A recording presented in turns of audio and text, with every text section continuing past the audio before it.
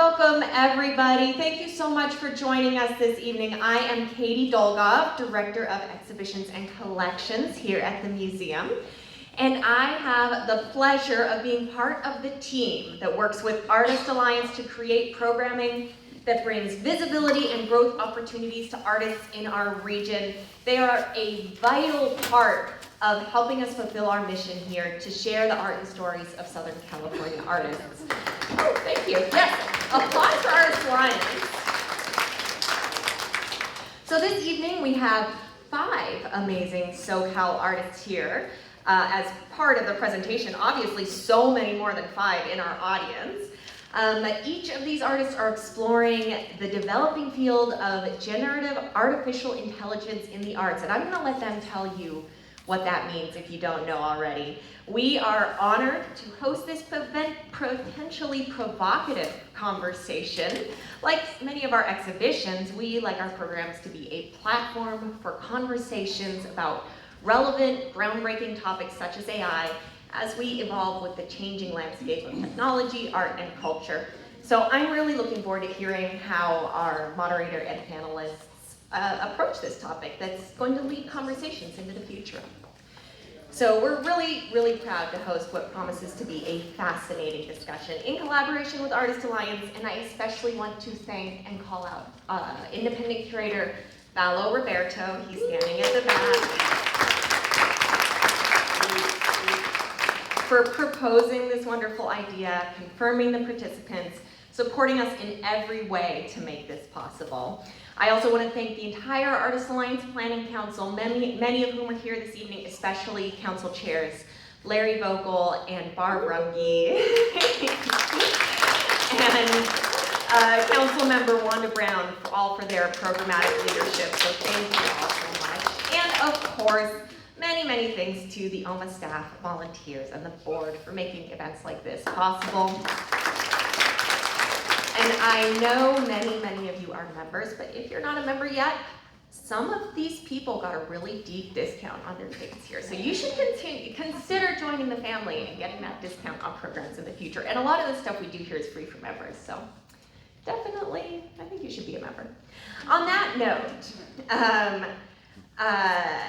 please silence your cell phones. If you think they're silent, maybe, just double check, couldn't hurt. If you want to use the restroom during the talk, it is downstairs and to the right of the elevator. And now I am proud to introduce our moderator for the evening, multimedia artist and designer Greg Klimt. Greg Klimt. Hey, thank you all for being here. This is an exciting topic. It's really great to be here with this panel. Thanks to the museum for putting this together and Valo for conceiving of this idea.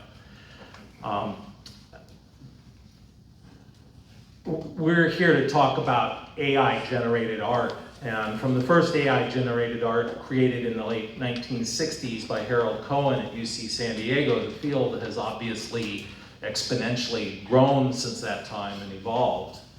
And our focus tonight is going to be on a small portion of AI, which is what we're calling very accessible text-to-image generative AI applications. And this includes MidJourney, DALL-E 2, Stable Diffusion, and applications like that. And there are dozens of other ones that are out there, and there will be dozens more tomorrow. Though some of the underlying technology has been publicly available for a number of years, it just became much more usable and better quality last year.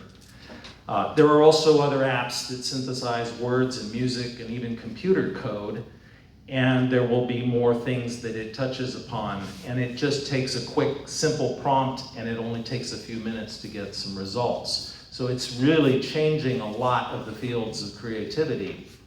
We're going to stay focused in on the visual art of it, though it's going to touch on some of these others in the topics we're going to cover.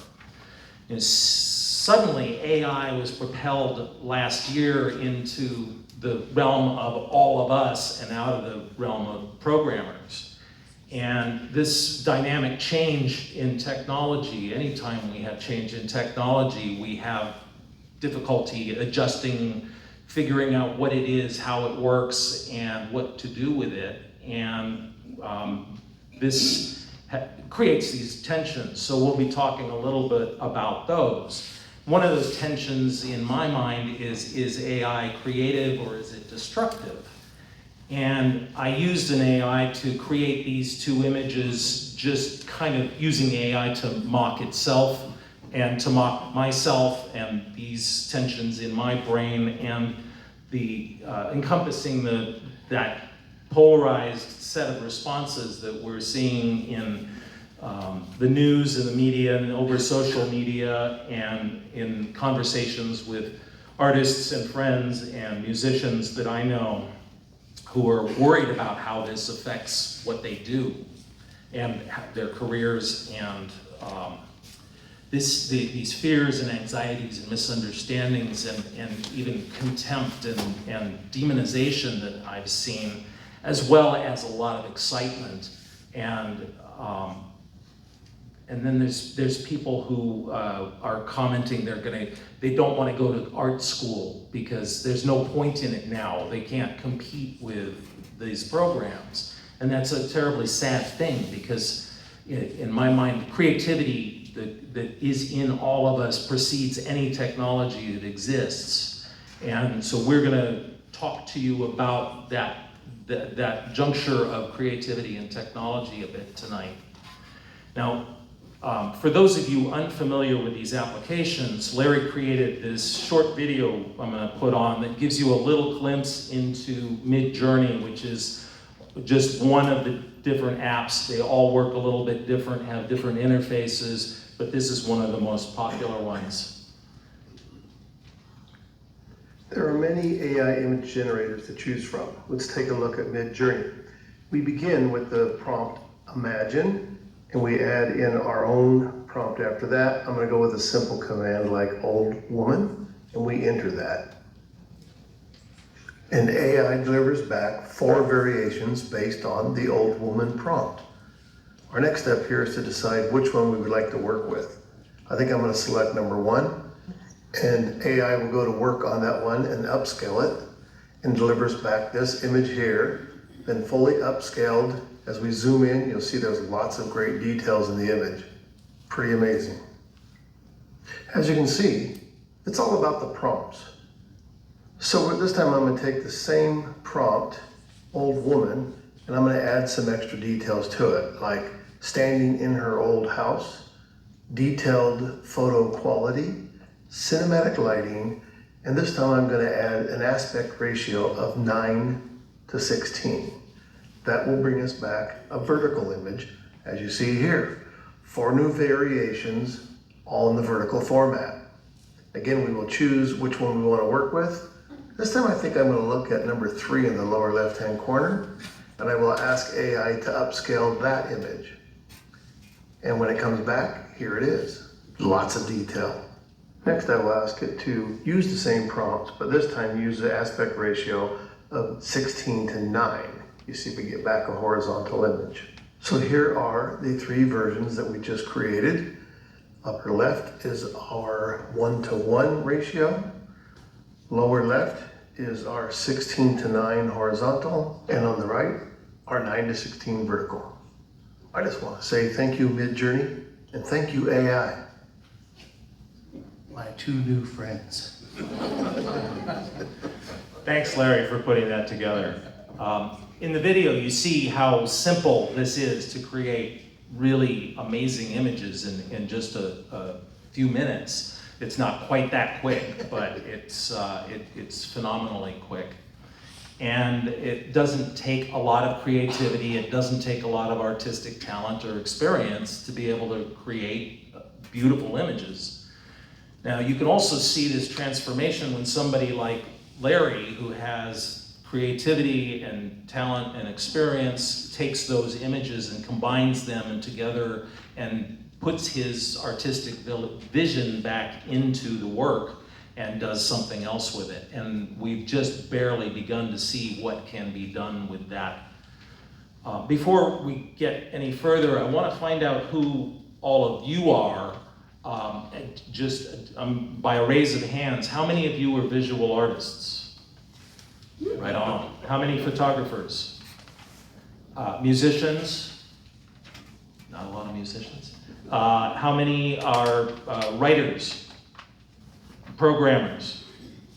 So all of you will be affected, or may have already been affected in some way, and there are this technology will come into other areas of life as well. How many have not played with any of these AI art applications?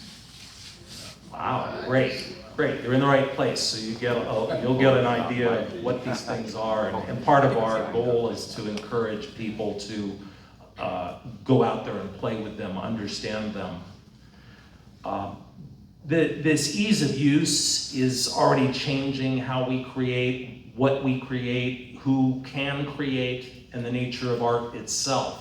And it leaves a lot of questions unanswered. It impacts careers and aesthetics and education, the law, media, information, and disinformation. And we're going to be focusing a little bit on some of those areas tonight. We could be here for 3 or 4 days talking about these things, but we'll try to keep it concise. Artists are understandably worried about being replaced by this technology and having their work stolen. We don't really know how the job market is going to be affected. We don't understand the law on AI because it hasn't been invented yet. But it is certainly in the courts.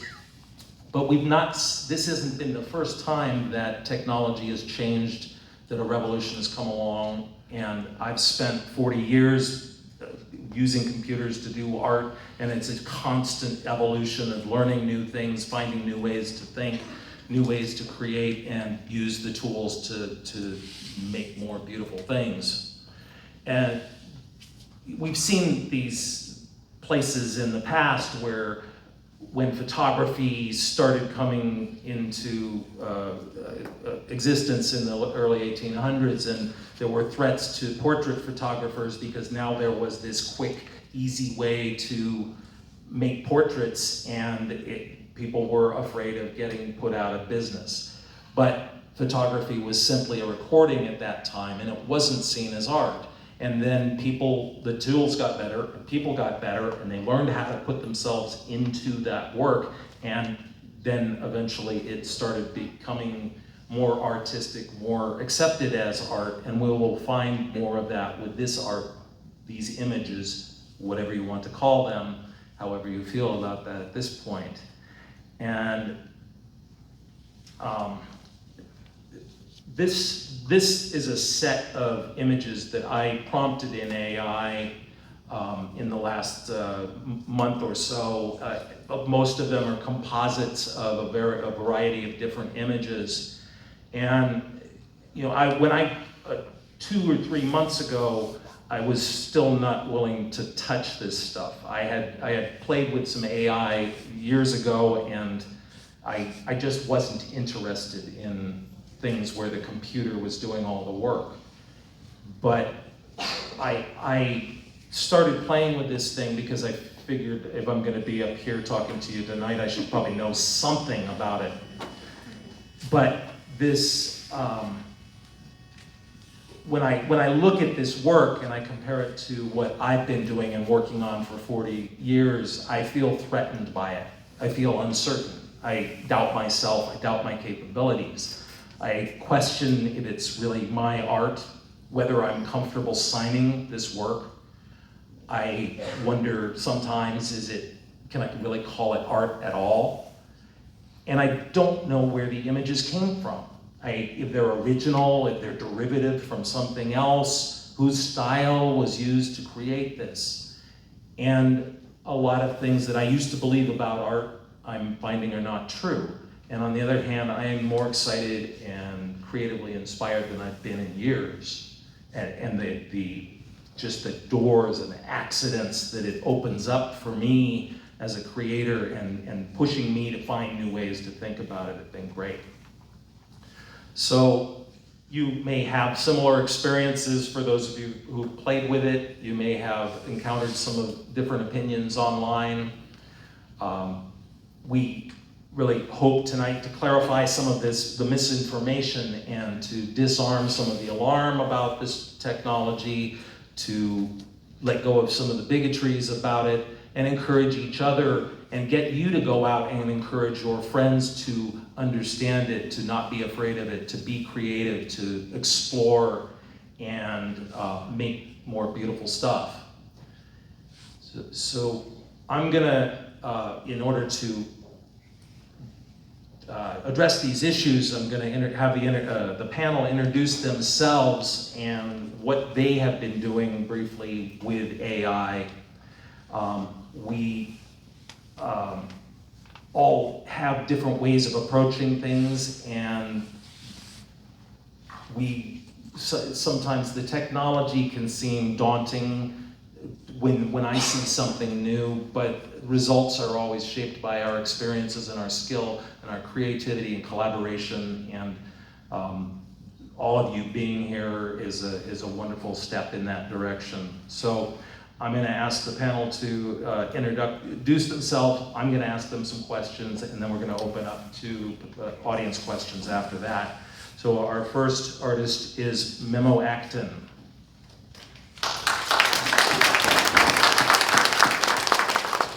Thank you for that wonderful introduction, Greg. And hi everyone, thanks for coming. Yeah, that's me. So I've been working with AI for many years. AI comes in many different flavors, which we will probably get into later. Actually, the version of AI that we're talking about today is a very, very narrow sliver of what AI really is. And I've been working with the more broader theme of AI for close to 20 years. And my interest really in AI, I guess like many people, started as a kid with like Isaac Asimov stories and stuff like that. But apart from the sci-fi component, I'm very interested in creating interactive systems, interactive generative systems that respond quote unquote intelligently to the humans around there.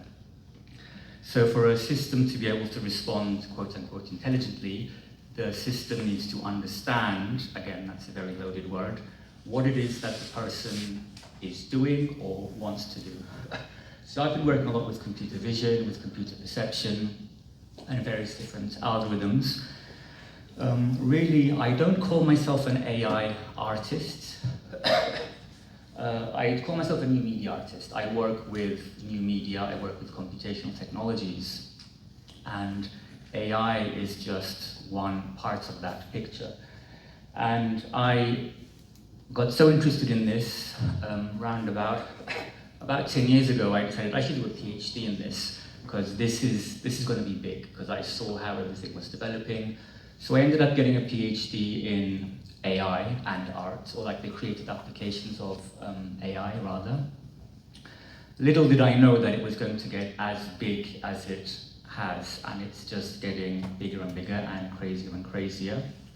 And I think I can end it there and pass it on. Thank you. Thank you. Our next guest is Stephen Burns, who I've known for 25 years or so. Yeah, so I'm Stephen Burns. Thank you, Greg. What you're looking at here is a program called NMKD. So various artists are working with AI, different styles of AI or different versions of AI. I'm working with something like a stable diffusion-based engine. Greg mentioned earlier that he was concerned as to whether he would feel comfortable putting his name on a piece of art that was done by AI. I have that same exact concern. So my focus was to figure out a way to put my own personal signature on my work. I think that's probably most people's concern here. So Greg, I want to have you go to the next slide. So I figured when I was looking at AI work, most of it was very, very, how should I put it, noisy. In other words, most people are using 15, 20, 25 or more prompts or keywords to produce a product. So I figured, why don't I quiet it down? Let's not make it so noisy. Let me use one or two. and see what it does. So this is the original example, and using the program, and this is what it did for me using, and look at the title, the title of the piece. Those are the prompts that I use. Whispering Leaves. That was all I did. One thing. So quiet it down. Let's see what it would do. And I liked it. This one, Blowing Glass with Monkey Skull, right? Using the same original image. So I figured if I can take my original work and see what AI can do with it, maybe it can give me a thought process that's unique from what I may have thought of before. Another example here. Put in abstraction and cubism as a prompt. We go to the next one. This is the original to the left. Digital painting to the right is inspired by AI, and as we go further, these are cubism and abstraction, surrealism and stone texture, using that original image. So I was trying to find a way in which to put my own little twist on things. And if we go further, this is another example here. The original to the left, and the prompt surrealism and stone to the right. And I kind of liked it. This is original sculpt that I did in a 3D program called ZBrush. It's a 3D sculpting program, so that's all sculpted from scratch. Then we go further to see what I used it for AI. So I'm always looking for ways to kind of put my own little twist on it. And I think we'll just stop there and go on to Kaz. I didn't mean to cut you off. Thanks, Stephen. Kaz Maslenka. All right, let's go ahead and go to the slide. The title of this piece is The Gift of Entropy. Is your microphone turned on? Hello, hello, check, check. Is it on? I can't see this. Does it have a switch? There it is. Hello. Want to use mine? There it is. Check, check. Okay, how are we doing in the back? All right. The title of this piece is The Gift of Entropy. The piece points to the fact that entropy is ultimately the death sentence for the universe. Entropy is what causes our own bodies to fail in a myriad of different ways, and I will argue that it makes us selfish, manifesting in all the ways we try to hoard and control energy. We can see it microscopically within our own bodies and macroscopically as a society. If you believe in a creator, then you have to realize that the creator embedded death into the fabric of the universe. Entropy comes from the same mystery as what drives a penny to land on its heads 50% of the time. I'm a mathematical visual poet, and I take math equations and insert concepts into the variables to use mathematical structures for poetic expression. In this piece, I have employed the similar triangle structure as a linguistic image schema. Similar triangles have a proportional relationship among the lengths of the legs of the triangles. As you can see in this image, side A is the side B, the side D is the side E. They're proportional. In addition, it follows that A divided by B equals D divided by E. In this expression, we are mapping nature is to the despot as the garden is to the slave. Nature is to the despot as the garden is to the slave. If we solve for nature, we can see that the value of nature is equal to the value of the garden multiplied by the value of the despot, and all of that divided by the value of the slave. To execute this image, I knew I wanted to show a snake from the Garden of Eden presenting an apple in its mouth. To solidify my idea, I went on the internet and stole this photo of a snake with its mouth open, which I could use and take an apple and use an affinity photo to translate the apple into the snake's mouth. I did this and was very pleased with the conceptual result, but I knew that I could not sell this work where I stole the snake photo. I'm an accomplished photographer. I could easily hire a snake handler, set up a table with lighting, tease the snake to open its mouth and shoot a photo. But at the same time, I didn't want to go through the trouble and the expense to do that. So I knew I could just go to a stock photo library and pay for a license to use somebody else's snake. Next slide. In this image, you can see a perfect snake that would cost me $90 for a license. But then I thought crossed my mind, why don't I check into these new AI image generators? Next slide. So I first went to DALL-E 2 and tried my luck and was not happy with anything. You can see they're not even close to what my initial vision was, which is one of the drawbacks of this type of software. If you have a clear vision, it's very difficult to get something. You can see in this image, the snake doesn't have any scales and the topology of the body looks like a donut. So it's not very good either. So then I went to MidJourney and tried numerous different prompts trying to get something superior to the others. Next slide. And you can see that I had plenty of failures trying to get a snake with an apple in its mouth. I decided to simplify the request and just get a snake with its mouth open. This looked great to me, except I didn't like over-the-top scary teeth. So I erased the teeth and shot a photo of an apple and then translated it into the mouth of the snake and drew shadows underneath it to make it look real. So this is an example of a thought process where I used the software to achieve my initial vision for the piece. Thanks, Cass. And our next panelist is Larry Vogel. I guarantee you I have no math involved in my school. All right, so I'm Larry Vogel and I have a confession to make. I'm a prompt. And you also can join us too. I saw a lot of hands, people haven't played the game yet. But you're welcome to come and join all of us in this lifelong, I think what's going to be a lifelong pursuit of creating imagery. So, as you can see, Are you going to become the first Prompters Anonymous? maybe. So as you can see by the examples we've looked at so far, the process is very seductive and you get drawn into it very easily and very quickly.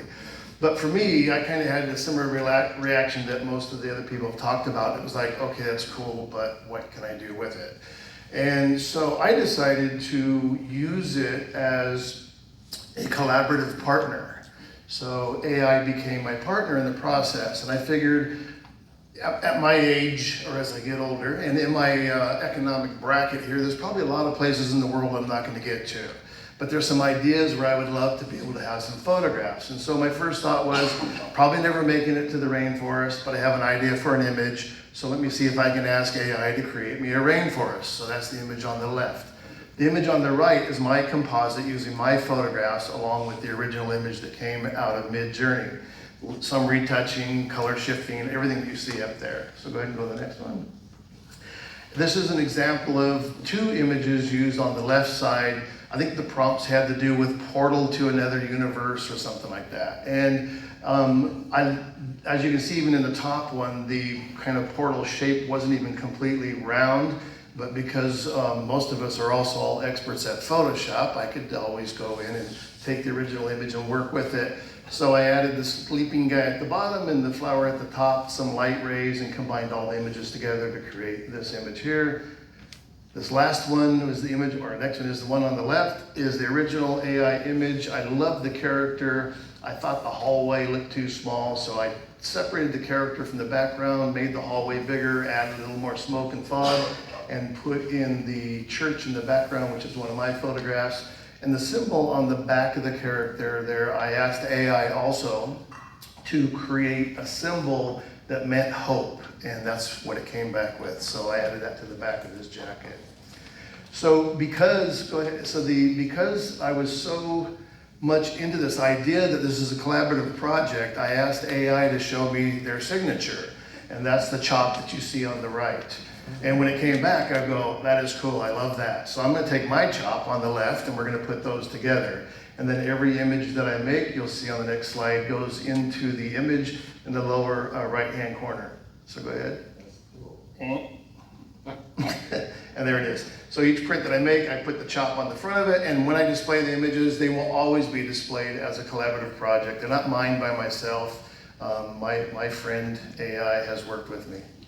That's my new friend. Thank you. Thanks, Larry. Thank you all. we're going to start with some questions here, and the first one I have is for Memo, because you're the expert on AI. What is this AI that we're talking about here, and what is it not? What are people misunderstanding as well? Great starting point. So first I would want to start by saying even the term AI is a very problematic term. There's nobody in the world who likes it. Even John McCarthy, the guy who coined it in 1955, even he doesn't like the term.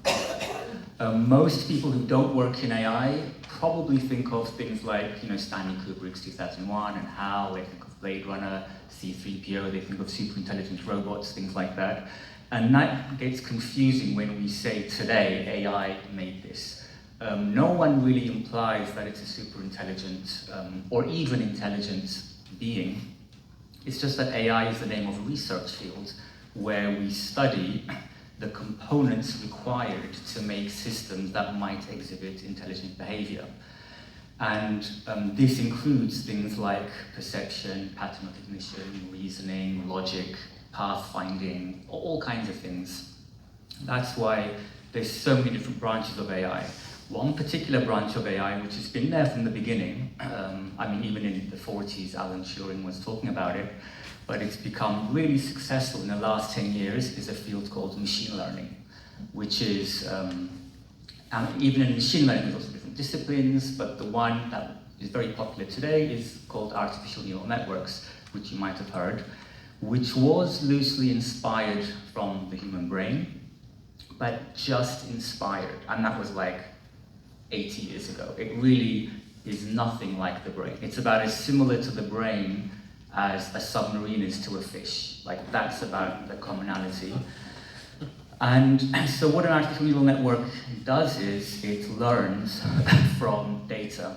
You feed it data and it tries to learn things from it. And this has been around, again, since the 40s, but what's happened in the last 10 years is they've become really, really good as computers become more powerful, as the internet collects more data.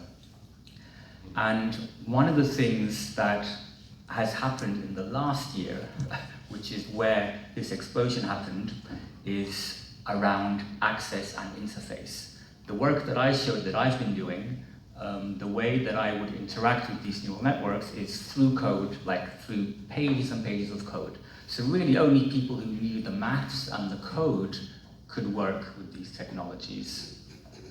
Also, the power of these models were not, I keep saying models, I'll come back to that.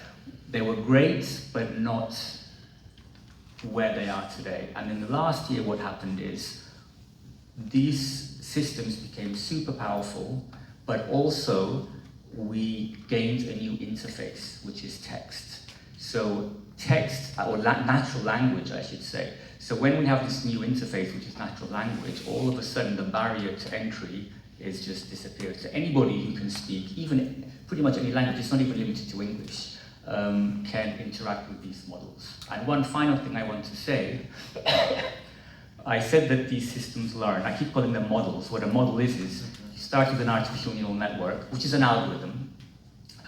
We don't need to go into the details, but we feed it lots and lots of data, and this learning algorithm analyzes that data, and it tries to extract hierarchies of abstract representations of patterns. It tries to extract some kind of meaningful information about how different regularities appear in that data and how they relate to each other, and it creates a network of this. And we call this thing a model. Once it's trained, it's a model. We can discard the training data, we don't need it anymore, and then we can interact with this model and tell it to generate stuff. So I hope that was clear. I tried to summarize a lot in a few minutes, but I'm sure we'll unpack it in the next hour or so. That's really helpful. That's very interesting.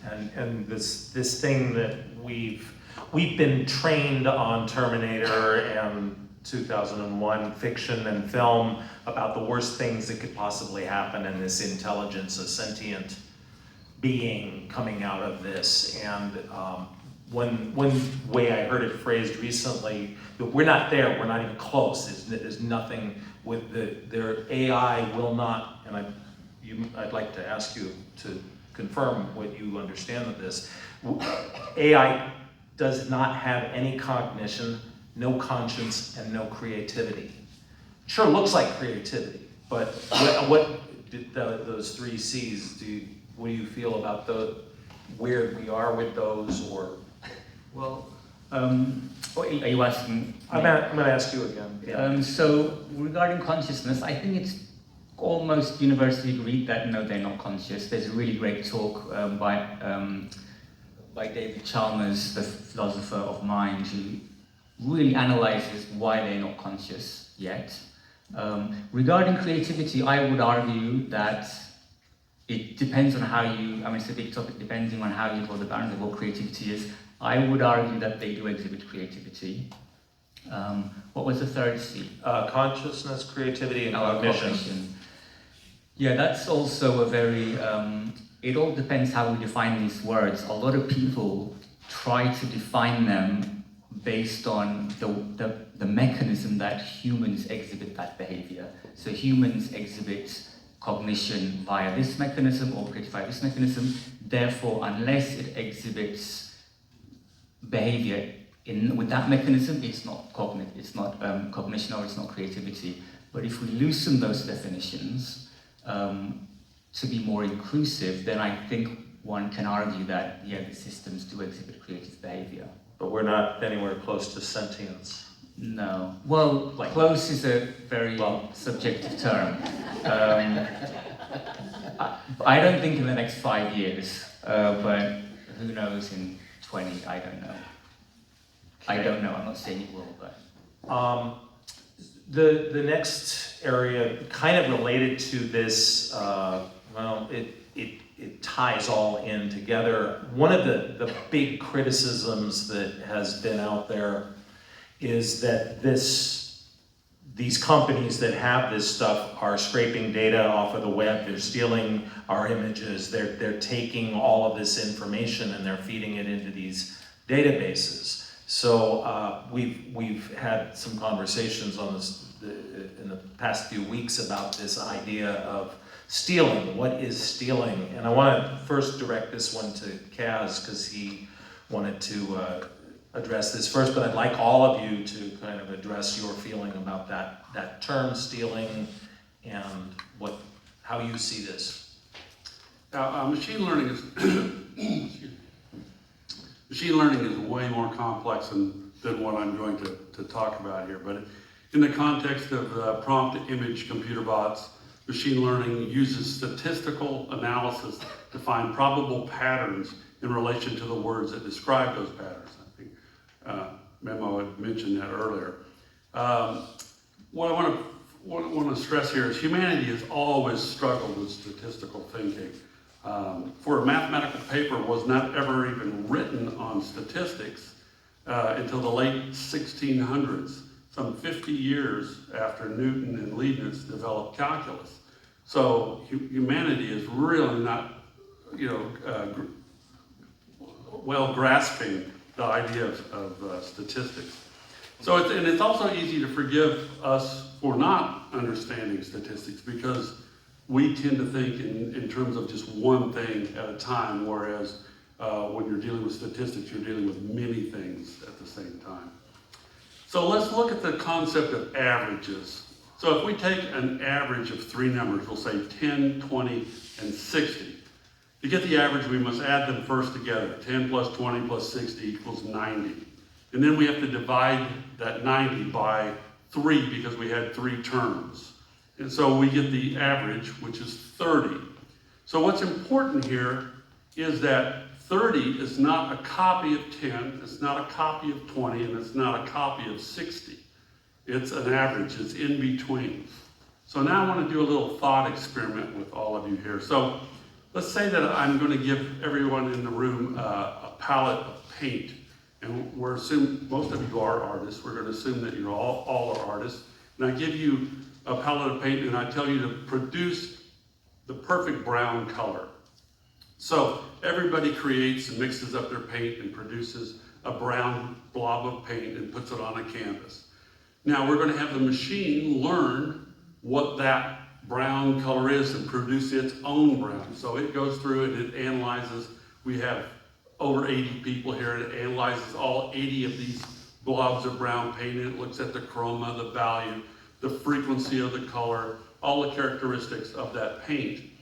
And then it produces its own brown colored paint. Now, did it copy? It didn't copy anybody's. It produced its own color based on a statistical analysis of everybody in here. Now, here's the problem. Patricia over there says, hey, that looks just like my brown color, you know? Well, it just so happens that Patricia's brown that she created was very close to the statistical mean average of everybody in the room. So it gets really confusing. But I thought I would present another viewpoint of this idea of it's stealing or not. So Stephen, how do you see this in terms of the way that we as artists borrow and take and appropriate and steal things from other people and incorporate them into our work? Well, it's what artists have done all the time, from the beginning. Picasso was inspired by someone else or another culture and created his cubism and his style. We all do it. We don't create from nothing. It's not possible for us to. We create based on experiences, right? So what's the most important aspect of our creative lives are those experiences that we have. The more experiences that we have, the more we can share those experiences in our own unique way. So when Greg, I found out about AI was when Greg asked Lee Cozy and I to have lunch because we needed to discuss this new thing called AI. I think it was like before pandemic, approximately. And I didn't know anything about it, so he brought his laptop and sat at the cafe, kind of showed us what it does. And I wasn't threatened by it because to me it was something that we were already doing as artists. It's like I'm taking images, mostly my own images, and compositing them together and creating something that based on what I saw someone else do, or I saw another artist has a particular technique or an approach that inspired me. So I see AI as a source for inspiration. Does that make sense? Thanks, Stephen. Larry, your thoughts on it? I'm gonna jump back one question earlier because I think it's an unfair question to ask if AI will ever become like us. Do you think we'll ever become like AI? Can we do what it does? Probably not. So my answer to your question is, I wondered the same thing when I first started doing this, and I came up with some very specific looking images. I'm going, this thing has to exist somewhere. So I put it into a few different reverse research engines, searching for the image on the internet, and not one image ever came back that I could say looked really close to the one that I got. So the end result is these images are unique in the sense that they are not being taken from somebody else's work. The real question or the idea of authorship comes down to borrowing somebody else's style. And I think that's where the big question is right now in terms of the law.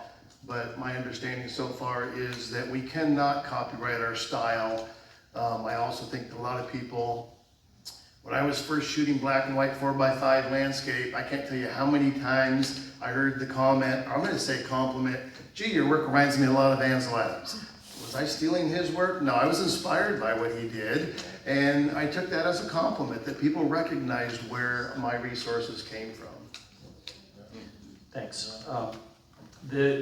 As one of the things that Stephen and I were judging a category of digital art at the San Diego County Fair in 2018 or something like that, and we saw these images that were they looked like they were painted by Vasily Kandinsky, if you're familiar with his work, abstract artist. They beautifully composed, beautifully everything was spaced, the line work, the color palettes were all Kandinsky. And we saw one, and then we saw another, and then we saw another, and we saw another, and we said, wow, on the first one, and then I recognized it as this, probably this AI thing. And Stephen, you want to talk about that, like, how do we deal with this, where there's an image that is created by pushing buttons, you upload a photo and push a button versus somebody who spent 30 hours working on I mean, I something. guess at the time, there were no rules that said we couldn't admit AI into an international competition. So I think we started to recognize that so many of them were so similar, we figured it was the same artist. We were able to judge effectively, but the problem is that what do we do, how do we handle AI in an international competition? He and I spoke with Lois, who runs the San Diego exhibition, and my suggestion to Lois is, because Lois decided that no AI is allowed, I talked to Lois and said, I told her that's a bad idea. I think you need to create a new category that allows AI, because it's here to stay and it's not going away. I don't know much more. I mean, what do you think? Yeah, I think this will be something that is debated in different venues. And one of the things that we have to figure out as a society is where does this matter? The context, why does it matter? When does it matter if it's AI versus not AI? And I want to just say, well, darn, that's a damn good image. But every time I see a damn good image these days, I wonder if it's AI, and I question, well, who did this person who put their name on it create this? How do you feel about that? Do any of you have feelings? 20 years from now, we won't even have this conversation. Yeah. But then it's today. How do you feel about it? It'll be looked at as a tool for digital work, and nobody's going to separate. Oh, did you do this or did you do that?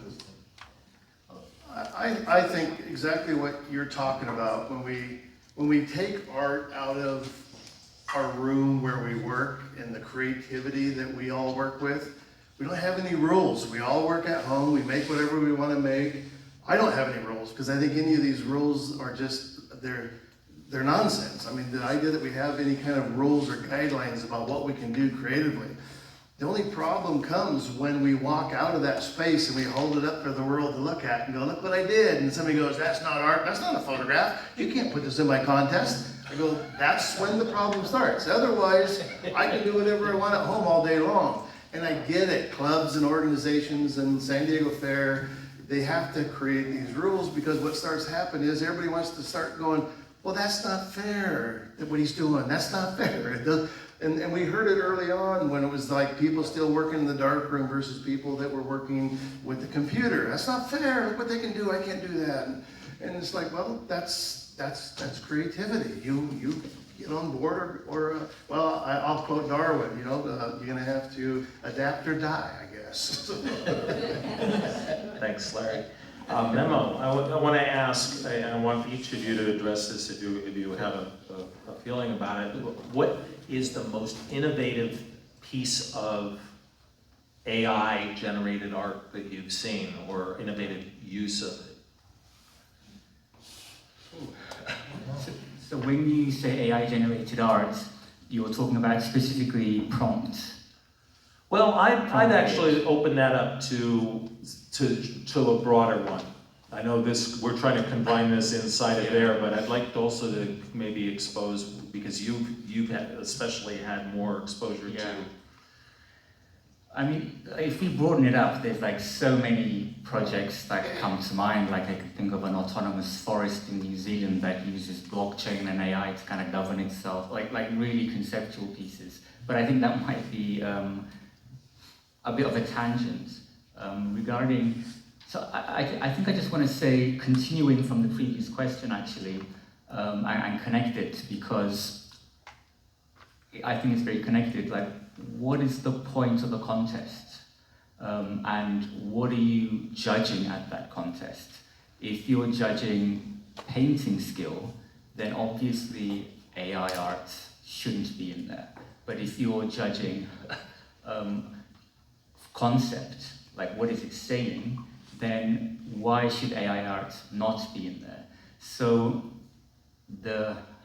what AI art, so this generation of AI art, prompt-based AI art, is threatening, it is a threat to many artists who rely on their skill of drawing. That's right. Because that is being replaced. But what it's doing is it's opening up a new battlefield, or a new, to carry on the Darwin thing, a new environment with new selective pressures for concepts. And the people you have on today, like all the examples that we've seen, they are, like the work that Stephen showed, and Kaz showed, and Larry showed, they're not, and the work you showed as well, they're not just a prompt. There's an idea, and there's a very unique process. And those are the artists who are, again, to stick with the Darwinian theme, who are going to survive in this new landscape. So that's not a specific answer, but a more generic answer. Well, I think all of these answers, specific or not, kind of talk around the edges of all of what's going on in our heads. Yeah. Stephen, do you have an innovative AI? Yeah, that's piece interesting. I wanted to kind of, comment more on what Memo was just mentioning. A friend of mine, Brian Haberlin, who's a famous comic book artist, uses 3D and digital painting together to actually make comic books, sci-fi, fantasy, and so forth. We had dinner together and we talked about what's going to happen with this AI. How is it going to affect artists overall? And he said, look at the people that this art is going to make happy. All the people who could never paint or draw, always wanted to do art like that, but could never do it, and now they can, and it excites them. He says, that's a good thing. So why are the artists who can paint and draw with their skill being threatened? Because now everybody can do what they can do. And it doesn't matter. In the future, it won't matter. I have always been a huge advocate that as an artist, it's not about your technique and it's not about your style. It's about your vision, who you are. Get it in your art so that no one can replicate it. That's right. A machine can mimic creativity, but it cannot be creative. Right? Kaz? Yeah, I just wanted to say that, I don't find it threatening people who draw or paint, because there's so many different kinds of aesthetic criteria that you use to judge anything.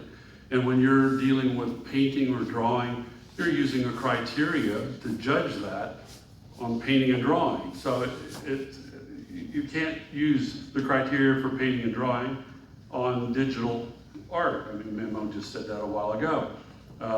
So it gets into this whole question of what is art, whether or not art is, defined as what Charles Bateau said fine art was: painting, sculpture, printmaking, and drawing, and everything else is out. And then we get into photography, and that's a debatable one. Painters would say that photography is not art. Maybe they would reluctantly say, well, maybe it's art. But, they certainly wouldn't use their criteria to judge it, because it would fail. So every different kind of art has its own criteria based on the culture of that particular style of art. What do you, Larry, I'll direct this one at you. Do you feel like that there is some value that is, like things that are more original have more value versus things that are mimicry, like a band that writes original songs versus cover bands? Well, the cover band thing is a horrible example. I mean, literally, they are playing somebody else's music. But, so the idea of, again, the degree of difficulty of making something doesn't enter into whether it's a valid piece of artwork or not. My favorite example is Thomas Kincaid's thousands of hours that are spent painting those god-awful cottages in the woods, and then Motherwell does a simple, stroke on the canvas in a matter of minutes, and I would buy a Motherwell over at Kincaid any day of the week. So, this idea, I had actually written a note here, and I used the term, I think it's a fool's playground to even begin to define what is art and what isn't art. One of the examples I came up with was the idea, and my concept is, we've talked about this for so long now. I thought we resolved this issue. Duchamp takes a urinal, puts it upside down, sits it in the museum and says, here's my piece of art. And everybody wanted to argue whether it was or it wasn't. And he's definitely not the last person that did it. It's been done over and over and over again.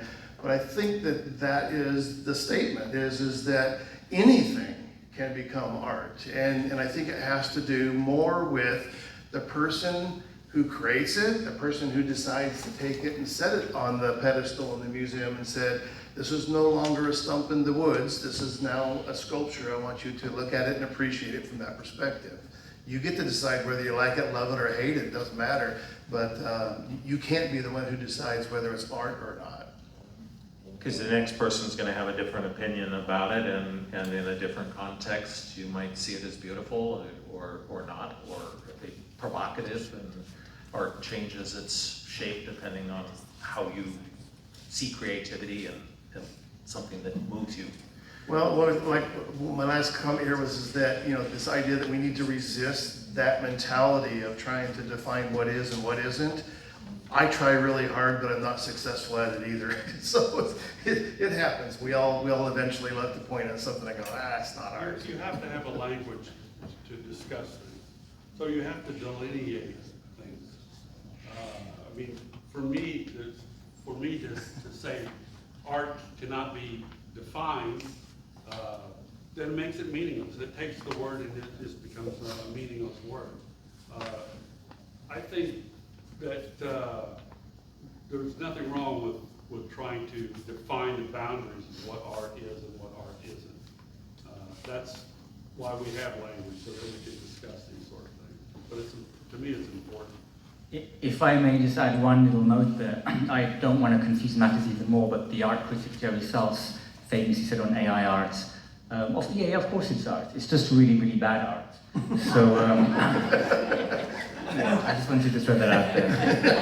He basically said we shouldn't be having the discussion, is it art? Because obviously it's art, as you were saying. We could buy it, but it's just bad art.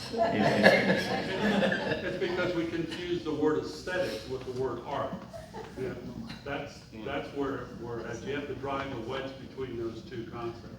Well, there's a lot of people who say if there isn't a person involved in it, and I have this voice inside my head at times, if there's not a person thinking through and putting their passion and their emotion into it, then how can it be art? Because we've had a context that's what art is, it's what aesthetics is, but it gets back into aesthetics. There's aesthetics about a lot of different things. One of the things, that separates, this microphone's not working, one of the things is that we can deal with the aesthetics of coding, like Memo writes his own code for these sort of things. So there is an aesthetics in that we don't even discuss, So when you talk about a machine creating art, you also need to take into consideration what it took to make that art. There's a lot of effort up front that people are not even addressing.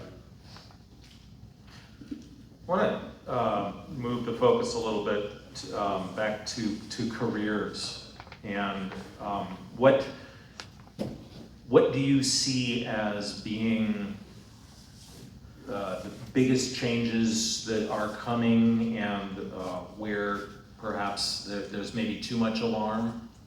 Let me start with Memo. I think it's undoubtable that there is going to be a major shift The shift is going to be in the skill set required. Actually, just yesterday I watched a video by a Disney animator, a guy who's been doing this for many, many years. He said he was on Lion King and Aladdin and this, that, the other. And someone was demonstrating all of this stuff to him. And he wasn't phased one bit. He was like, I've seen the times when we used to hand draw every frame. We switched to computers, we switched to 3D. But yeah, I love this. Like, he's someone who used to hand draw, and he was very excited about this. He doesn't feel threatened. He literally kept saying, this is no different to, we actually used to shoot. I think it was Mulan. We did a live shoot, and then we rotoscoped it, or we traced it. So there is going to be a massive shift in skills. So people who rely on drawing will have a harder time finding a job. The same way, the analogy I really like is, drummers. We still have drummers, but many people just use a drum machine. And so arguably the job market for drummers has gone down. But the skill set has changed. Another example, like the letterpress tray.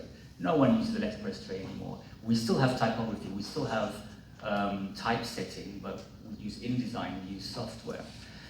So the tasks are going to remain, but the skills are going to change. But the other thing is the number of people doing a task might be reduced, because one person using AI might be able to do the job of 10 people. I'm making these numbers up, by the way, but just to give you an idea that it's not going to be a one-to-one mapping. And we're at the beginning. Like, these tools are first generation. They're very hard to use, they're only text-based, and as Kaz's presentation demonstrated beautifully, it's difficult to control. Like, he couldn't get the exact image that he wanted. That's what's being worked on right now. Just yesterday, Adobe announced their own version of Firefly, I think it's called. So what I predict in the near future is the relationship between an art director and a designer. The design is going to be replaced with AI. So you're going to have a person saying, I want this image, I don't like it, make this snake less scary. Okay, now put the apple in it. Remove these bits. So the same way that a director works with a talent. Another thing I want to say is many artists don't even paint their own paintings, right? Damien Hirst doesn't, he does now, but for much of his career, Damien Hirst didn't touch a canvas, yet he sold paintings. In a way, we're replacing the art assistants with AI, which does democratize art making to a lot of people. People who couldn't afford a studio can now have a virtual studio. But it also does mean many artists got their foot in the door as being an assistant. Many artists, designers started at junior levels and worked their way up, but now we'll be replacing the junior levels with this, and I'll leave it there. Thanks. Larry, we had a conversation about this topic with Tony Washington on the panel, and we tell that story about how he's using it in his job now. Yeah, we had already kind of settled on the panel, and then when we had the conversation with Tony, it was like, oh, I wish we could add one more, because he is a commercial artist, and that's kind of really, I think, where we see probably the most threat coming towards the commercial market. And I don't think anybody's going to ever stop painting or sculpting or doing anything just because there's a machine that can do something very similar.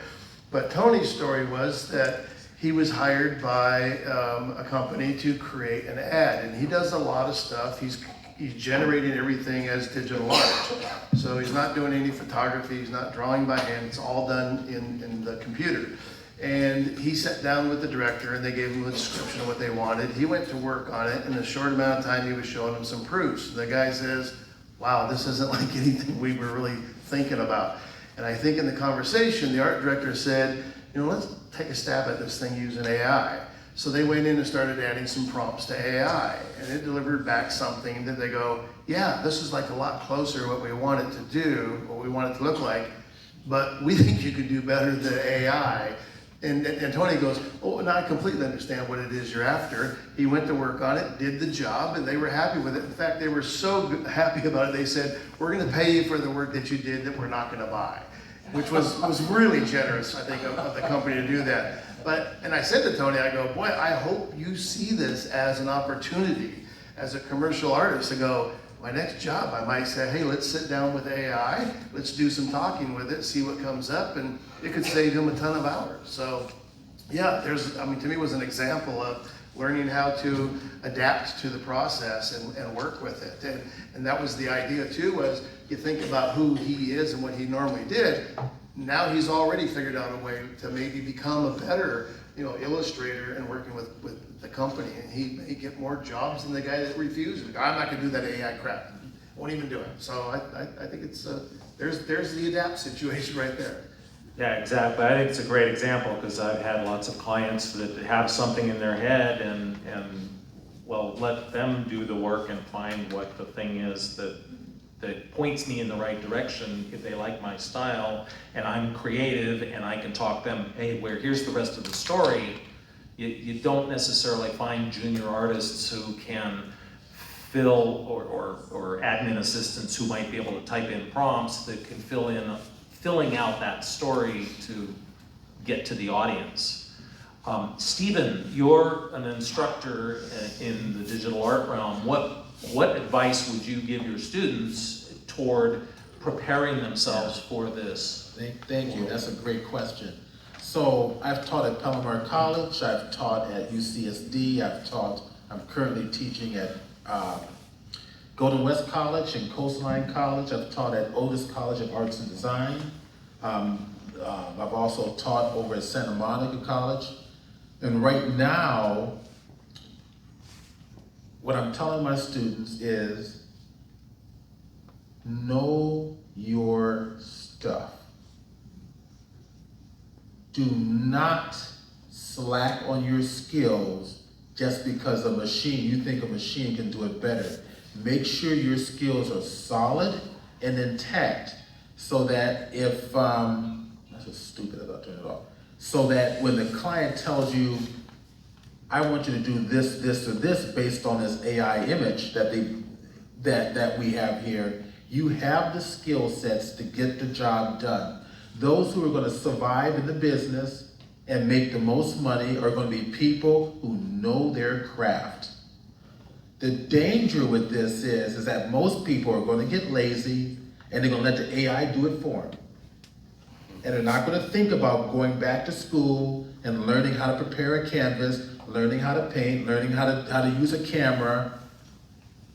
Whatever skill set you choose, whether you want to be a sculptor, learn your craft and do it well. So that when AI comes along, you can do whatever you want and make it uniquely yours. Does that make sense? Yes. So that's what I tell my students. Yeah, good advice, Stephen. Thank you. Okay. We are running, let's see. I have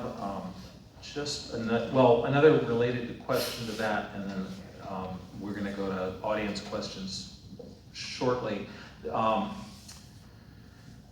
Do you see any new opportunities for particular jobs? Because one of the jobs that I saw listed was prompt engineer. So how do you get what you want out of a machine? So do you see any of you any other specific? Yeah, you can actually use ChatGPT to write prompts for you. That's right. AI talking to AI. So. All right. Well, I would like to open up questions to the audience now, and we have some microphones to pass to. Can you hear me? Right. Yep. Yeah. So Nathan, I just gotta say I'm got a lot of experience with AI. I'm a cybersecurity engineer, so AI is very much in my wheelhouse. My question is to Kaz, because you specifically said you wanted to answer the is AI art theft. You said 10, 20, 60, the average of 30, and if we all painted brown and add them together. You very eloquently sidestepped the question of is it theft. if we all painted brown, Right. knowing that we are going to make the AI perfect brown, we are willingly giving our artwork up to be made into AI generated art. Nobody owns 10, nobody owns 20, nobody owns 60, so nobody cares what the average is and if it's AI generated. How do you how do you view art knowing that it was taken from people without their permission to get thrown into a system for this to be made? Whether I mean, that is art, I think we can all agree whether we like it or not. And those individuals who had their artwork stolen get nothing from it, and it's used against their permission. Well, I think it gets into what is, stolen. You're going to get into a lot of legal battles, and there's plenty of legal battles going on right now with, what was it, Getty Images is suing MidJourney, so there's a lot of legal battles, but none of the dust is settled on it. And actually, Memo is talking with people, I think, on the highest levels of that question. But me personally, when we look at, you post something on the internet, everybody can look at it and use it as inspiration. The fact that it was mathematically manipulated, to me, doesn't make it stolen. That's my opinion. No. I want to very quickly add a point to this because it is such a raging important question and point. I just want to say, I've programmed these systems from scratch, so I understand exactly how they work as well, and I don't think it's theft. But I also don't think it's not theft. Basically, the word stealing is like an archaic word from I don't know how many thousands of years ago. Kaz was saying, we didn't have statistics papers until the 1600s. In the 1200s, no one would understand the concept of a standard deviation because it didn't exist. And that's where we are now, I think. We don't have the language to talk about what's happening because it just hasn't happened in this way before. Is it unethical? I think yes. I think it is unethical for companies to make money off the back of people without giving them anything back. So yesterday Adobe announced their version and they're trying to make it better. But it's a question that needs to be resolved. I don't think the question, is it theft, the right question, because then we end up fighting, it is theft, it isn't theft. Whereas there clearly is a problem, but it's not that it's theft. It is my opinion. So it may not get resolved. So we need the new language and framework. Let me add some components I think is part of this. I think money is involved in art. My background's more economics. I didn't hear anything when you said digital AI. I didn't hear credit cards, Zoom, and digital information. In other words, if I'm a creative artist or a creative company, I need a creative artist.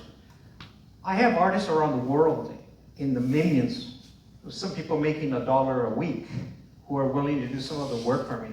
So why would I go pick someone from Santa Monica who wants to charge $1,000 for it when I can buy it for maybe 50 cents in Singapore or somewhere nearby? Well, look at what happened. So I'm just saying, does that get pulled in when we talk about AI and AR creative work? Thank you. Well, absolutely it does. I mean, look at what happened with photographers.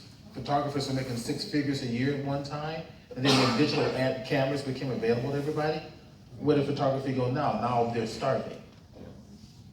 So it's just the consequence of technology. Ready for another question?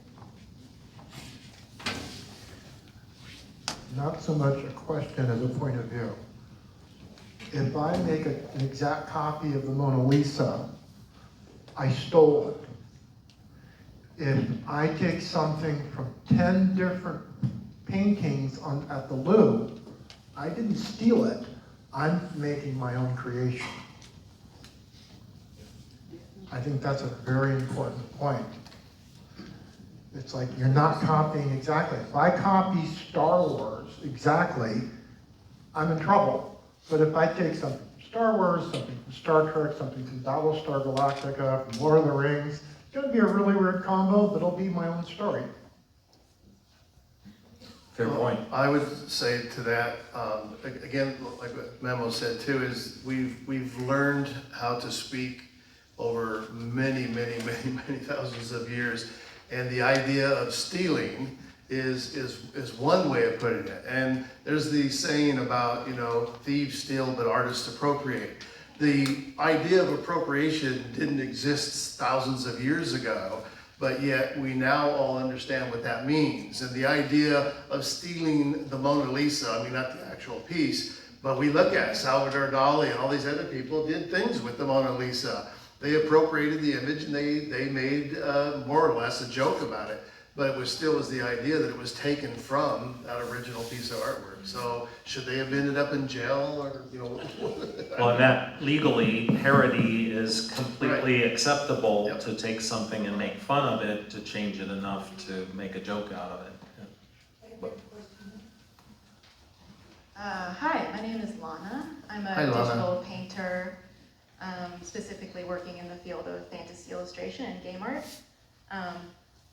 I was wondering why you guys didn't bring anybody in here that is more strongly against AI-generated images. It feels a little bit of a biased discussion. I'll answer that one.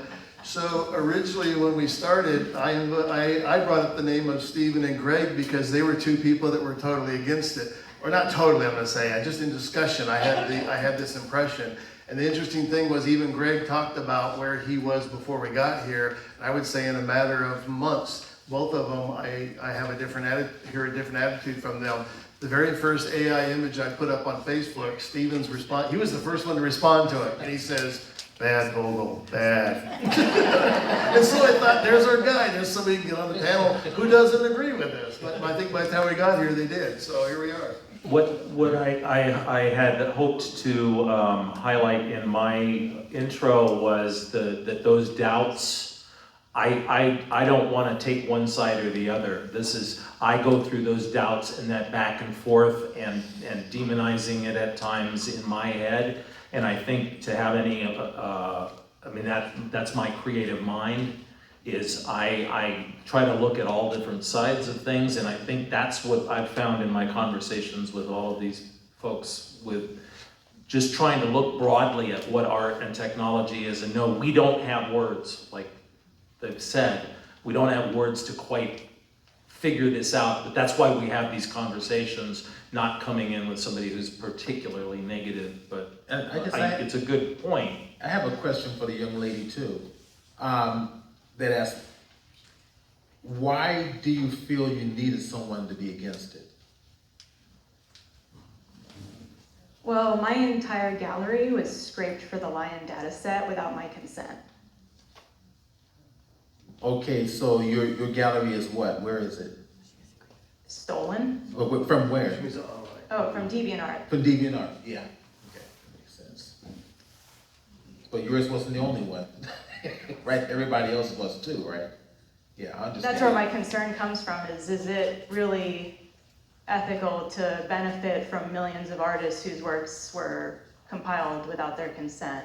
As Memo said, he feels it's not ethical, and that's the first comment I've seen that questioned it in this discussion. I hear you. Yeah.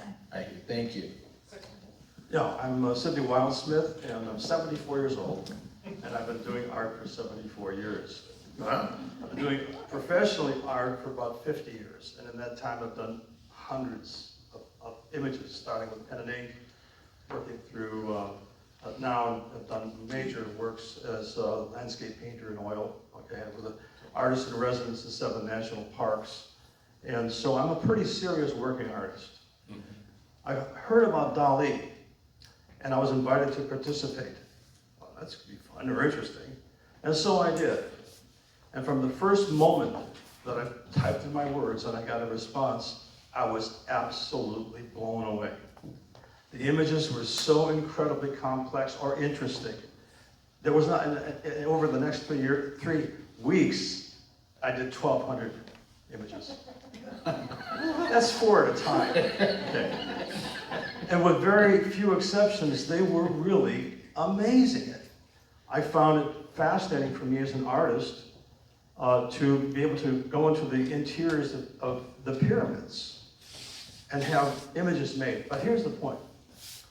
So at this point, I've spent 50 years crafting my skills. The thing that's challenging in a really weird way is the way in which, not to criticize putting up a word, but a 6-year-old kid can do that and end up with brilliant work. Mm-hmm. Brilliant work, okay? Endlessly. And that's where it's going to be going. And so it becomes, I mean, historically, much of the professional art has been based on the artist, and they start when they're 20, they're successful, and then for the next 50 years, they're successful. Whether the art is good or not, the people collect it. I think there could be a change now coming, where it's going to be less about the artist per se, and more about the art that is produced. Vision. Okay? And to say, that's really good art. Yeah. And this person did it. But there'll be a shift, I think, in that So direction. it's going to force us to start thinking deeper. Right. Oh, and I found it, for me, it was absolutely, to me, I should be upset that some 6-year-old kid could do what I'm doing, okay, with really well. But for me, it's fascinating. It's a journey. It's a whole new journey. Did you have a question? Oh, I'm sorry. Please respond. No question. There's no response needed.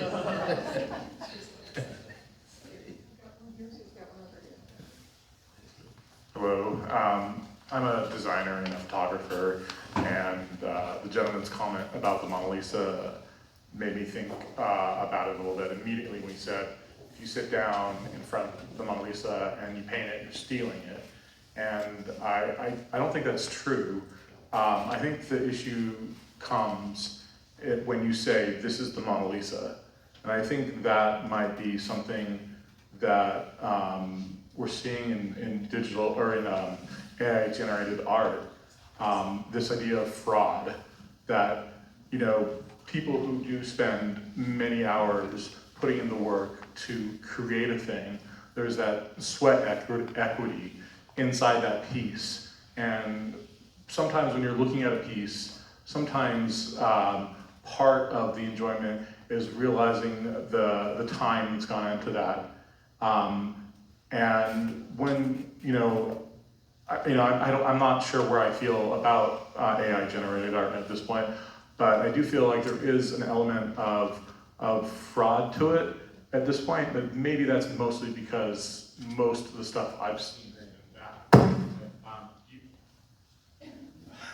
do you guys feel that has some kind of weight with how you think about You have to understand also, and Larry made a very good point, that good art is not based on time.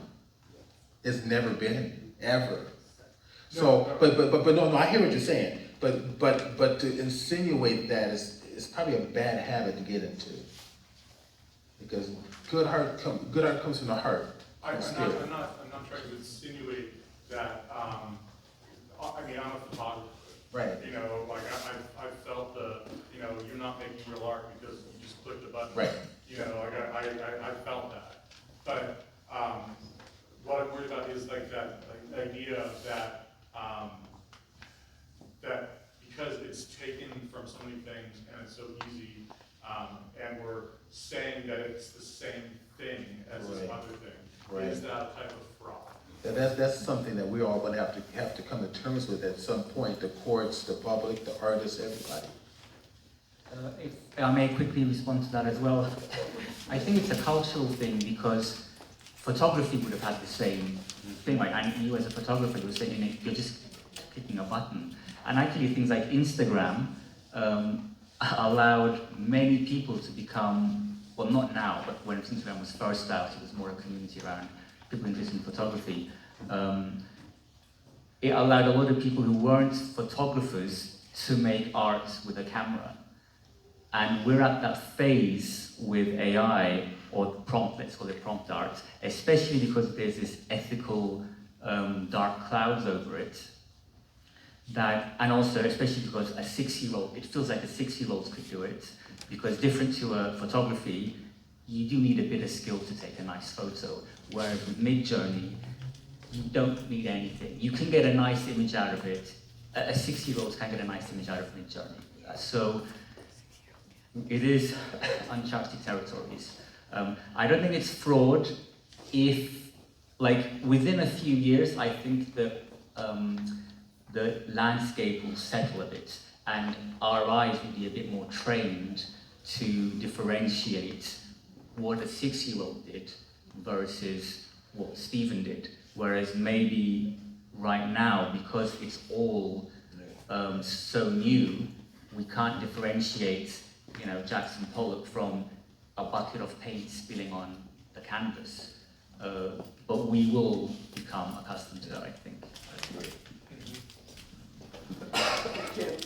Hi, my name is Rose. I'm an artist and a writer and a teacher. And my question is this: is AI, artificial intelligence, philosophically speaking, a universal concept or a particular concept? That's a good question. Depends on who's programming it. Because you've been talking, Right. speaking in 2 levels. So can we create something like this, universal or particular or both? Or both, yeah. That's an interesting question, because a lot of the art I've been seeing that's been generated by AI has been work that's almost European-centric. And there's a lot of different cultures out there. So this is gonna change in the future. I think it's gonna grow and change. I think it's gonna help enlighten us as artists, and it's gonna change. With a codification.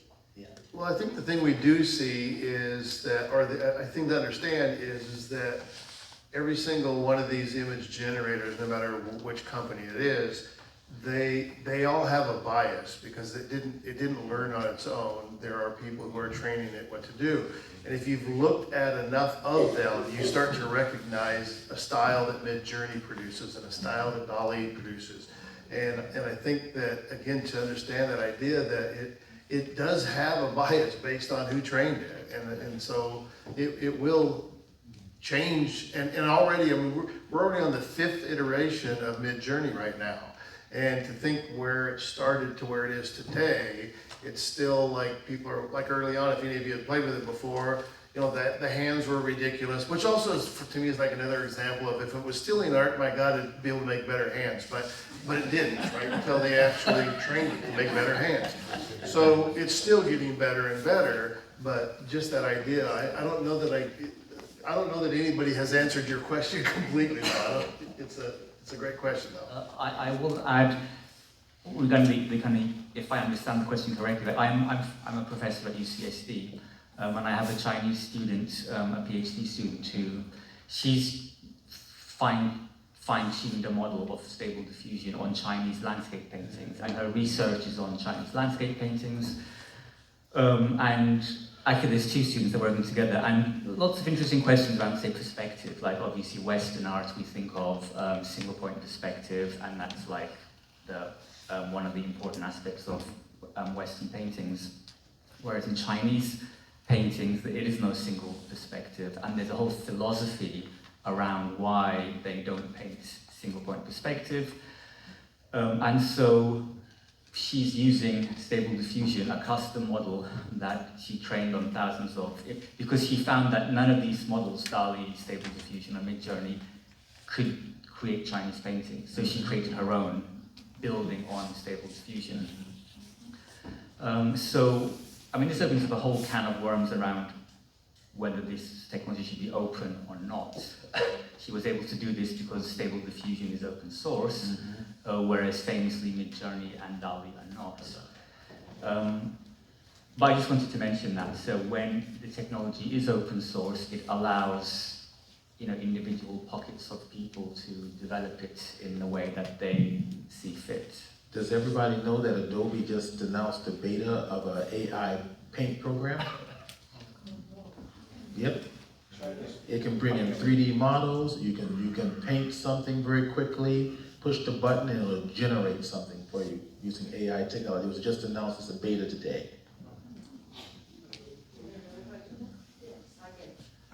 First of all, I would like to mention that I think a lot of the questions that we're saying we've kind of answered in that, can remember back in the digital time when we kept having arguments, can this really be photography? And no, it can't be shown because it's digital. Remember, we were in Digital Art Guild with that. The other thing is that when you can look at something and say, that's Kandinsky, it's just bad art. If you're going to use AI, you're going to have to, as you mentioned several times, create the skills that makes it something unique, and that is going to come from what we all know as creativity, heartfelt space, etc. And the idea of it that we won't have painters, we won't have sculptors. When I almost got a majors in ceramics at one time, one of my lower graduate times.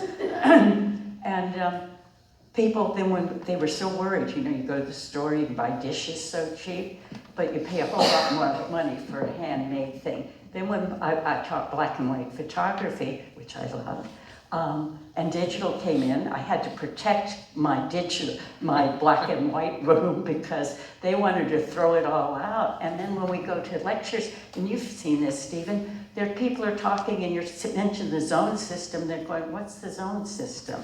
And they're photographers, and you go, well... My students don't even know who Ansel Adams is. Yeah. And even burning and dodging, they didn't have the background that it have come in digitally. So I think that gives, when you were talking about the need for education, but one of the things I saw in your work, which I thought was fabulous, I thought, boy, if I had the classroom, you used your shape, your composition, and then you used it in several ways, which was such a great way to show composition, because this works, because it's composed right. So I don't think we have anything to worry about. We don't even have to go into it. We can still be painters if we want. What I do think we have to worry about is what you addressed, that we do not have the right to steal, pardon the word, we redefined it. We do not have the right to just appropriate, take her work.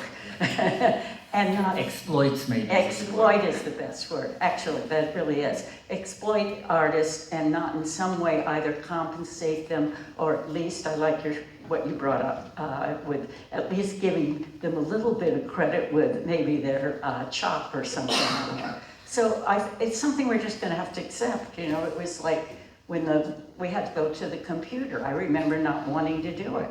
It was like, why do I want to? Because it was so bad, for one thing.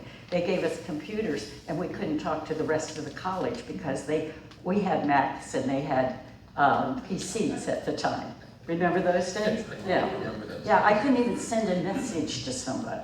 So it's just, yes. Well, no, it was more comments, really, because I think the question is what we've been addressing, and Greg has brought up so much, is that we're really in a movement. There was, the Industrial Revolution, the computer there's these industries that are going to come in, and when we look at AI now, in 20 years, we're just going to go, oh boy, was that funny. Don't you think that's kind of where we are? We're real neophytes now? We're correct, but it's the period, the transition period, which is going to be painful. It's like any transition, in 50 years, obviously no one will be thinking about this, but right now, and in the next few years, a lot of people are going to be very positively affected, and a lot of people are going to be very negatively affected. And yes, there's loads of positive things. That's why I got into the field, but I also got into the field because I knew it was coming and I wanted to understand what's going to happen. There is going to be lots of negatives, there's lots of negatives to it as well. And in this transition period, it is going to be painful for a lot of people. I think we can't deny that. And a more dynamic change technology, when it comes fast and it comes hard and it makes this big of a change, we always end up in this gap. How do we describe it? How do we think about it? How do we talk about it? What do we do with our laws? What do we do with our institutions? And our brains and our social bodies don't keep up with this stuff when it goes like that. So we have to catch up and figure it out and make sure that people who have worked really hard don't continue to get hurt by it, and then we figure out some way to, and also encourage those people to figure out how to use the skills that they do have to continue to find opportunities, to use the creativity to move forward. Question here. Don. So I get the advantage of having listened to much of the conversation. I have to say that in response to the gal over there that said, where's the naysayers? The missing component here is freaking humanity. Now, those of you who know me know I'm an artist. I get what's happening here. But I'm hearing, and I think it's important for you guys to hear up there, that a mantra of, well, we're going to have to get used to it, it's going to happen, it's happened before, that is not acceptable. Let me give you a couple, you're going to laugh at this, and in my own way I'm going to prove my point. Because you can't laugh at AI. If an AI produces something, it doesn't get laughed at, it's not an entity. The other day I'm looking at the video and I'm seeing Tom Cruise. He's making a movie. It's the most incredible thing you've ever seen. The guy jumps over a bridge this is in Mission Impossible. He performs this stunt himself 150 times. Very dangerous. I'm thinking to myself, well, maybe I'll watch that movie because there's part of this guy's soul here. When you turn on the tube, for goodness sakes, and you watch The Voice, if I put the most beautiful voice ever up on the stage and it's just there, the human part of you doesn't care about that. You need the backstory. So I'm merely suggesting that perhaps we've glossed over the question about this is the Mona Lisa. Does the Mona Lisa mean anything to anybody? Well, sure it does. It means something in a different concept than what a lot of you guys have been talking about. AI, in my opinion, and I'm looking for a response here, but AI and humanity need to be separated. Just like the comment about can you or can you not define art? The answer is, of course you must define it. It is a word. And can you define and separate AI from humanity? So I'm speaking up on behalf of humanity, saying here, no, there needs to be a little pushback on some of the sort of, well, it's just going to happen and we'll all get over it. But I think you're agreeing with us. I think you're agreeing with what we've been saying all along. You have to separate AI from humanity. Because you use AI as the inspiration, you use the humanity to put together the vision, the feelings. Okay, we have another question. Go ahead, Mel. I would say the idea of even separating humanity from AI is impossible. The idea that we believe it's going to function on its own, it's not going to affect human lives. It's not my point. The idea that, and somebody had given me this example is, I can go down to the grocery store and I can buy a cake mix and I can set it next to my stove. It's never going to become a cake unless I actually become involved in it. So I don't think that the intent here is to be flippant about the idea that, yes, this is going to affect the livelihood of people, as well as everything always has. The story of the lamp lighters, I think probably this great example that has come through this, that eventually all these people, their job was to go out and light the lamps every night so the city had lights. They're no longer in business anymore. And I used to do color separations for a living. That doesn't work. There's no job for that anymore either. My comment wasn't directed to, in fact, I want you to rethink what you just said here. You said, I don't think we should even posit the question of the difference between humanity and AI. At its soul, that is the essence of why we're here. We're not here about making $25 on selling something. The gal over here that had her artwork appropriated, those are peripheral to the basic foundation, the philosophy behind what we're talking about. So I'm not agreeing with you there. I'm not understanding your word soul. But you could also make that same argument about digital art in general. It's all computer, machine made. Pixels. The humanity's not even there. So, and you're a painter, so I can understand you. So I'll finish with this. I'll finish with this question. Do you all feel that to have a constructive conversation about AI and art, we need to foundationally discuss how humanity itself affects AI? Yes or no? I guess my question would be why? Well, and why, the reason we're here is to learn and explore and think. And that's the answer to your question. I think that I think you're right, that there absolutely needs to be conversations about humanity and in the way that, how do we deal with technology? How do we adapt? How do we govern ourselves? How do we think about, because it's us taking care of ourselves. And knowing that this technology is something created by humans and it has impacts, positive and negative, and this is an ongoing conversation. I think what maybe was perceived as flippancy about it is that there's an acceptance that it is here and we've got to deal with it, but part of that dealing with it, from what I think about, is it's here. I've got to do everything I can with this to be a better artist, to make better stories, use the time that instead of illustrating, use the time to write better human stories. And make things that are more beautiful and more meaningful and purposeful, and encourage other artists to use that in their work, make things better in your workplace. Okay, we're almost out of time. I want to give this Thank you. ask for questions, not very big. My name is Kat. I'm part of the Artists Alliance. I'm thrilled at this conversation we just had. But I wanted to observe and comment on something more than I wanted to ask a question. And that is, as artists, we've all been creative our entire lives. And I really think it's great if a 6-year-old can use this AI and make art. I follow a boy on multimedia social media that is designing and making clothing for people. I know girls that are 10, 13 years old and they're singing opera.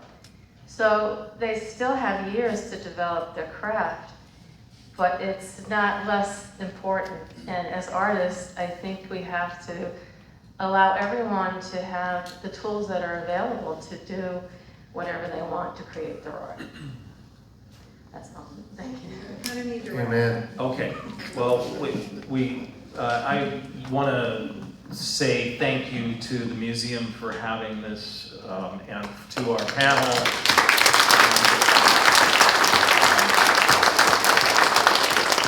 All the volunteers working here tonight, and for all of your comments, for being here, for listening, for having an interest. Keep your opinions coming and thinking about this stuff. I'm definitely willing to talk to any of you who have other questions afterwards, and I want this conversation to go on in other places and other venues, and because it's all really important to think about it and think about it, how it's impacting us.